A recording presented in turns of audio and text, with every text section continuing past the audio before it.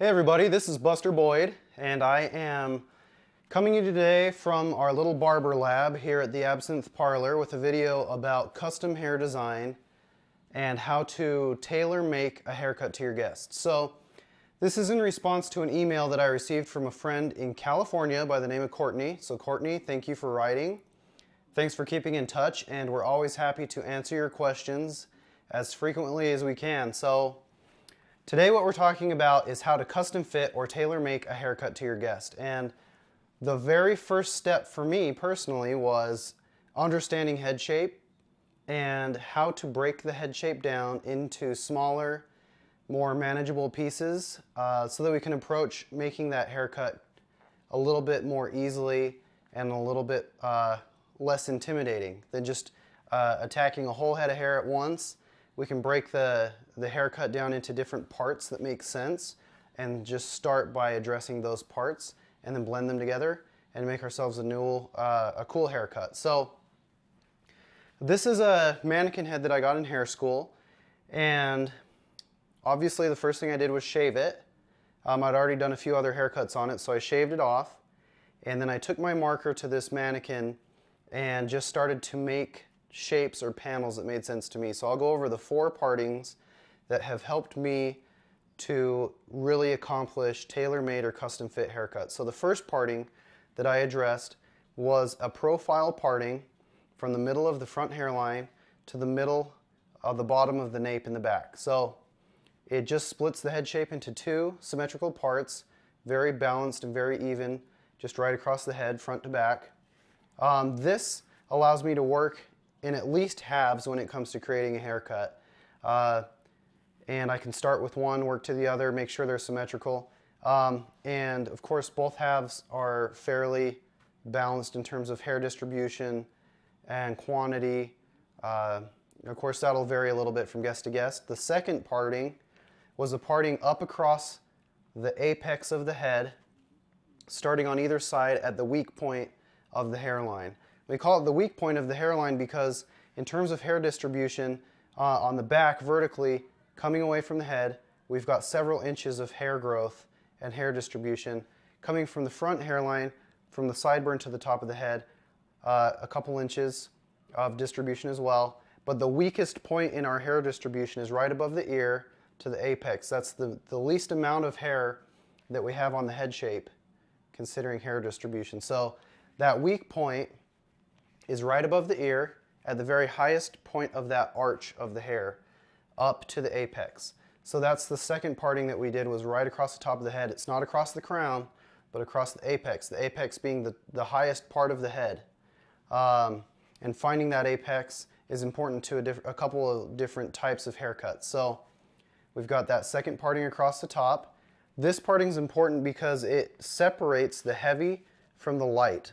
In front of this line, you've got very little hair compared to in back. So if we're working with layers, scooping out a ton of weight, curly hair, anything like that, working first in the back and getting it where we like it and then blending it into the front, being careful not to take too much hair too fast when we're in front of that line, primarily with longer haircuts. So the third parting that we work with starts at the same weak point above the ear, but this one, instead of coming across the apex, comes across the high occipital or low crown across to the other side to that same weak point. So this parting for me makes a lot of sense because starting in the same place, coming across high occipital or low crown, splits the hair distribution on the head roughly into 50-50, kind of a balanced approach where you've got almost the same amount of hair behind as you do in front, depending on your guest, of course. But for various color applications, longer haircuts, as well as for blow drying or styling, it's nice to get the top and front of the hair up out of our way and deal with the nape first because there's so much hair there, especially in blow drying. It's nice to reveal this area and to be able to get in there and get things done. Color applications as well, to get in there and get that started because this is a very resistant part of the hair. And then also for cutting, especially longer styles, to understand how much weight is involved and to be able to work with scooping out weight or creating layers and stuff like that, independent of the rest of the hair to begin with. So I like that parting quite a bit. and it splits the head evenly into those two halves. The final parting that I like to work with, especially with men's haircuts, is a parting that follows a U, kind of a U shape around the parietal ridge of the head.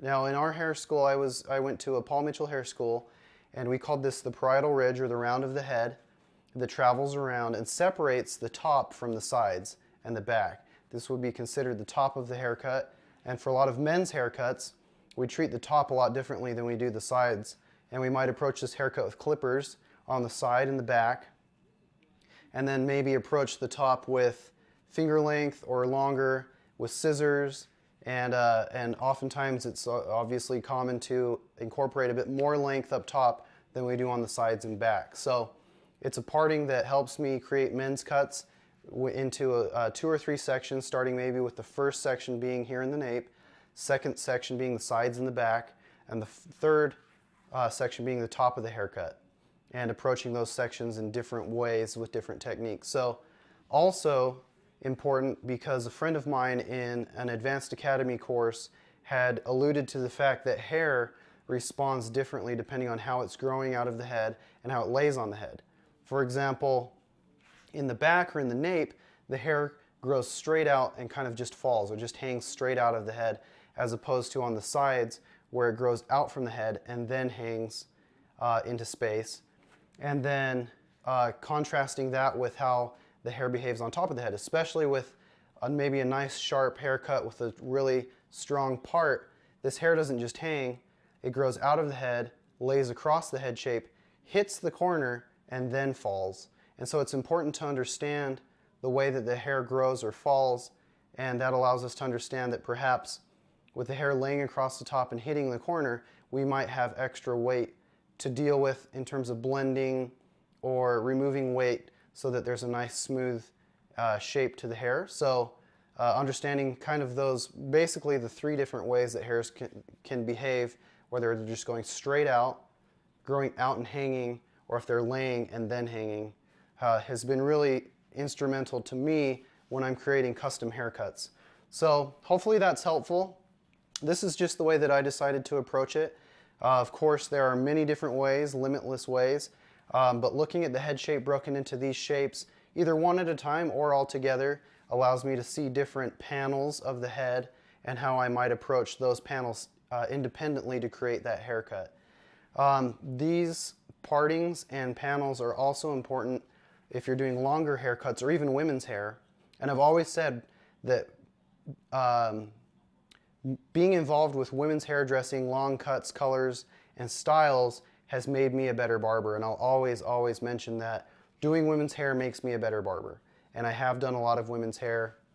When it comes to doing condensed cuts on long hair, where you're not taking 10 partings per panel, but maybe just cutting each panel once so that your cuts are a lot more quick, guides are a lot stronger and a lot more consistent because that panel's been brought to one point and cut, really reduces your time. So if it's long cuts on women or longer cuts on men, thinking about incorporating a condensed cut into your arsenal or condensing sections into panels has been really great for me. It really helps me to create a lot of shapes really quickly and making sure that those shapes are strong and consistent. So hopefully that's helpful. If you guys have any other questions, please submit them on the blog or our website, www.betterbarber.com, and we will respond to as many of them as we can, as well as making videos to address any of the questions that will benefit more and more people. So thanks for watching, and we'll talk to you again soon. Thanks.